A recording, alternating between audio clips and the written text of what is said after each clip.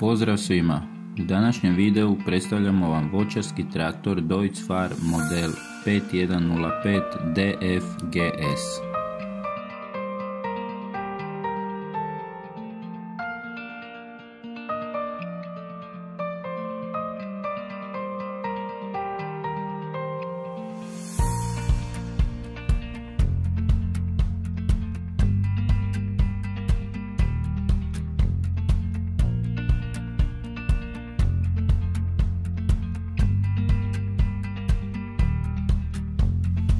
Model ispred kojega se nalazimo se sastoji od komforne kabine s klima uređajem i aktivnim karbonskim filterima sa podesivim volanom, pripremom za radio sa 4 zvučnika, zračno sjedalo za vozača, 3 para dvoradnih daljinskih hidrauličkih izvoda pozadi, vanjsko upravljanje hidraulikom i kardanskim vratilom na blatobranu, EHR elektronska regulacija hidraulike, sustav Stop and Go koji omogućuje zaustavljanje traktora bez uporabe kvačila.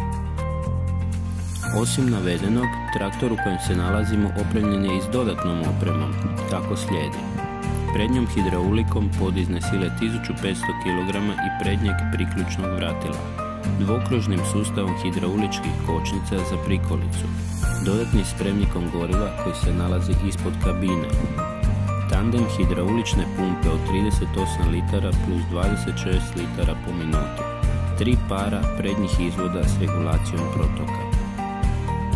Radi se o specijaliziranom voćarskom traktoru koji svojom širinom od 1588 mm zadovoljava sve potrebe u modernoj voćarskoj proizvodnji.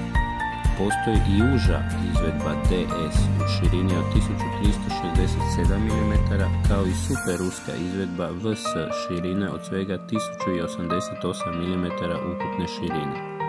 Maksimalno iskorištavanje snage kao i odlična preglednost te okretnost i jednostavnost samo su neke od odlika ovog traktora.